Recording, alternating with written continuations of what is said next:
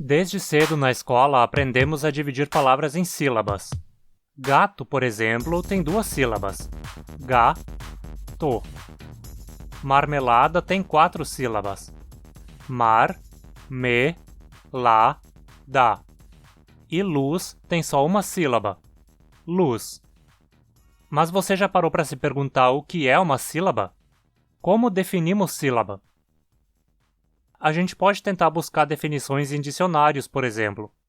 O dicionário Priberan define sílaba como letra ou reunião de letras que se pronunciam como uma só emissão de voz. É uma definição bem vaga, né? Não ajuda muito. Afinal, o que é só uma emissão de voz? Não poderíamos pensar numa palavra inteira como uma emissão de voz? O dicionário Oxford define sílaba como qualquer das unidades em que uma palavra é dividida, contendo um som de vogal e geralmente uma ou mais consoantes. Essa definição já está um pouco melhor, mas não é perfeita. De fato, não existe uma definição universalmente aceita do que seja uma sílaba. Ela é mais um conceito intuitivo. Nós meio que sabemos o que é uma sílaba instintivamente. Uma definição sugerida por O'Connor e Trim em 1953 é de que sílaba é uma unidade discreta contendo apenas uma vogal precedida ou seguida de um número de consoantes. Essa definição corresponde mais ou menos ao que é entendido como uma sílaba do ponto de vista fonológico. E se a gente for considerar as palavras mostradas de exemplo aqui anteriormente, ela se aplica bem, né? Gato tem 2 vogais e, portanto, 2 sílabas. Marmelada tem 4 vogais e 4 sílabas. Luz tem uma vogal e também só uma sílaba. Mas e na palavra pai? Aqui temos 2 vogais, né? A e I. Então teríamos também 2 sílabas, certo? Pa-i. Mas não é assim que consideramos, né? Na nossa separação silábica do português, consideramos que essa palavra tem apenas uma sílaba, né? Esse I não é considerado uma vogal, mas uma semivogal. E o que é uma semivogal? Geralmente uma semivogal é definida como uma vogal não silábica, ou seja, que não funciona como o núcleo de uma sílaba. Mas a gente não acabou de ver que as sílabas são definidas com base nas vogais? E agora estamos dizendo que vogais e semivogais são definidas com base no que é uma sílaba? Sim, são definições cíclicas e que, portanto, no fim das contas, não dizem muito. De fato, o que define uma sílaba são regras internas de cada língua, regras intuitivas que estão relacionadas com a prosódia da língua. E o que é prosódia? Podemos dizer que prosódia são basicamente as características de ritmo, acentuação e entonação numa língua. Como as sílabas estão ligadas a isso, a sua definição dentro de cada língua vai depender desses aspectos da língua em questão. Vamos tomar a palavra pai como exemplo de novo. Como vimos, o português define que essa palavra tem apenas uma sílaba, pois considera o i como uma semivogal, ou seja, não é uma vogal que age como vogal na palavra. Em inglês, a palavra pie, que soa similar, é tratada da mesma forma, como tendo apenas uma sílaba. O coreano pegou a palavra pie do inglês emprestada, mas em coreano ela é tratada como se tivesse 2 sílabas, pa-i. A divisão de sílabas às vezes nem é consenso dentro de uma mesma língua. Veja a palavra sério, por exemplo. No Brasil, consideramos que essa palavra tem apenas 2 sílabas, sé-rio. O i é tratado como uma semivogal aqui. Em Portugal, por outro lado, a palavra é considerada como tendo 3 sílabas, sé-ri-o. Fica claro, então, que não existe uma definição geral de sílaba que seja aplicável a todas as línguas. Mesmo assim, uma vez que tenhamos definido o que é uma sílaba dentro da língua que estamos analisando, nós podemos estudar a estrutura de uma sílaba, ou seja, as partes que a compõem. Vamos pegar a sílaba luz como exemplo de novo. A única parte essencial de uma sílaba é o núcleo, que é formado pela vogal. Toda sílaba possui núcleo.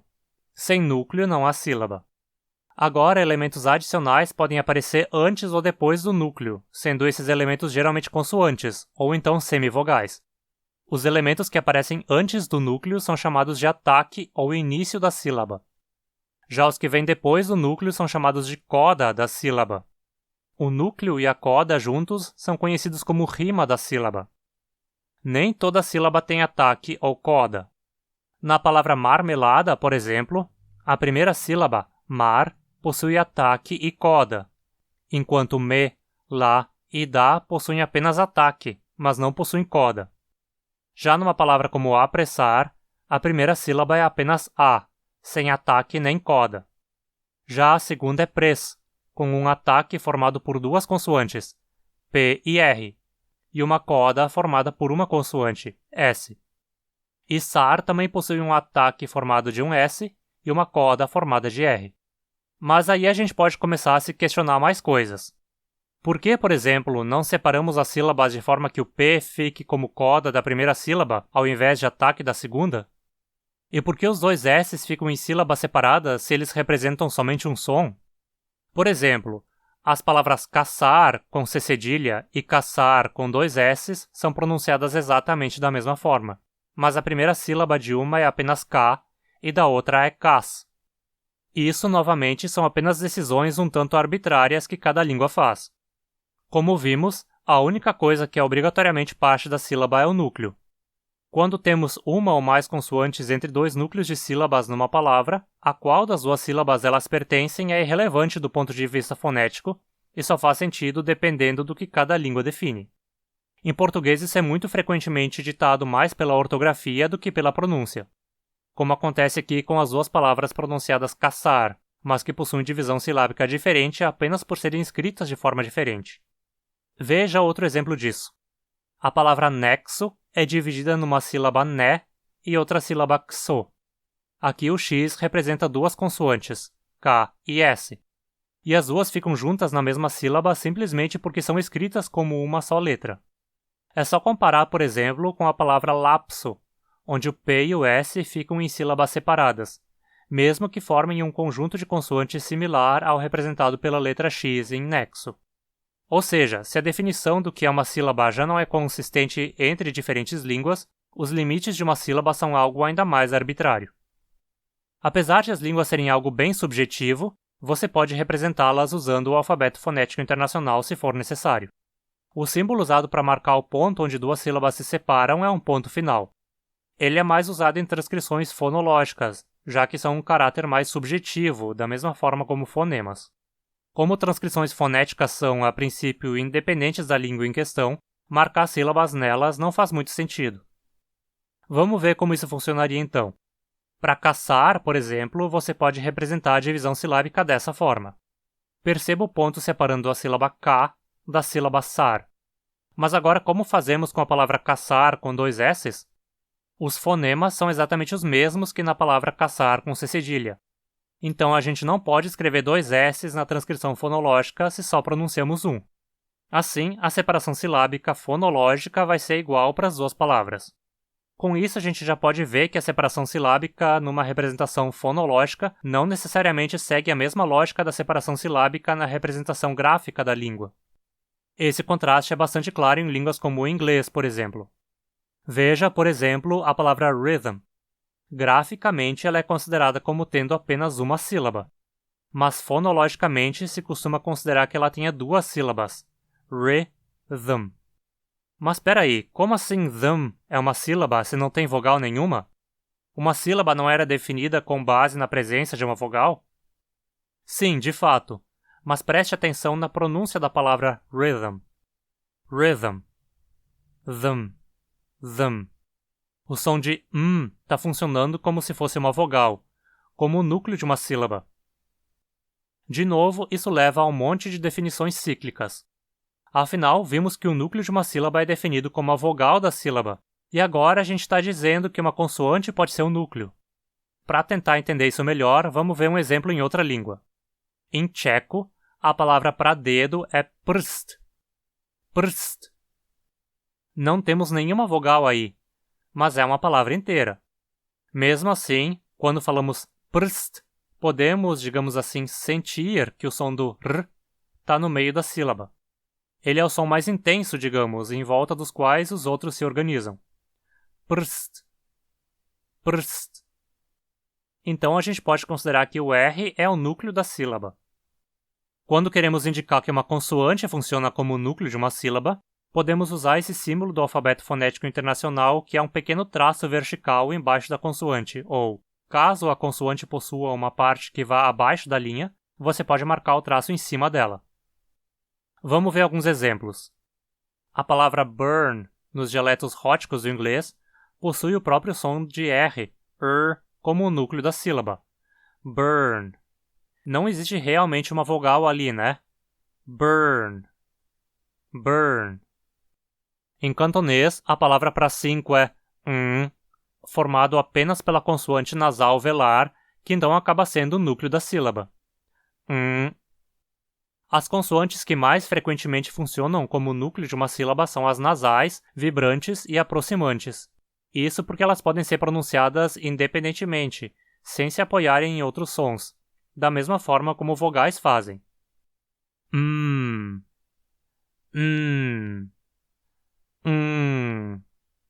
R,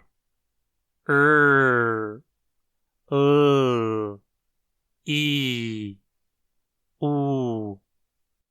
Veja que nos dois últimos casos, com as aproximantes I e U, elas correspondem exatamente às vogais I e U.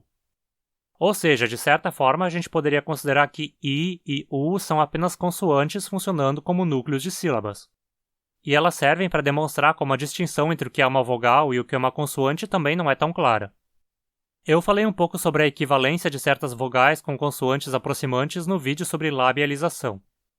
Se temos um símbolo para indicar que uma consoante funciona como o núcleo de uma sílaba, ou seja, que se comporta como uma vogal, também temos um símbolo para indicar que uma vogal não funciona como o núcleo de uma sílaba, ou seja, que se comporta como uma consoante, que é o que chamamos comumente de semivogal. O símbolo em questão é um breve invertido, essa marquinha em forma de meia-lua que é posicionada embaixo da semivogal. Voltando à palavra pai, que já usamos como exemplo antes, isso é representado dessa forma. As vogais mais comuns de ocorrerem fora do núcleo de uma sílaba são exatamente I, U, e U, justamente por possuírem contrapartes consonantais já. Mas outras vogais também podem cair fora do núcleo em algumas línguas. Veja, por exemplo, a palavra merken em alemão, onde a vogal A aparece como semivogal. Merken. Merken. Note também como na segunda sílaba, kn, o N funciona como uma consoante silábica. O que a gente pode concluir então? Que sílaba é um conceito intuitivo e subjetivo. Não existe um conceito universal de sílaba que faça sentido para todas as línguas. Apesar de todas as línguas possuírem sílabas, diferentes línguas separam palavras em sílabas de forma diferente.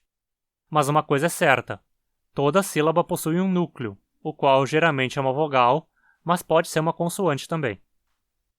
Trazer esse conteúdo para o canal exige muitas horas de dedicação. Então, se você gosta do que produzo aqui, considere um apoio financeiro para garantir que eu possa seguir com esse trabalho educativo. Você pode fazer doações via Pix ou PayPal de qualquer valor. Qualquer realzinho já é muito importante. Se você não tem como apoiar financeiramente, sempre pode ajudar o canal deixando a sua curtida, se inscrevendo e ativando as notificações. E, claro, compartilhando o conteúdo com seus amigos. Dá uma olhada no meu Instagram também. Até mais!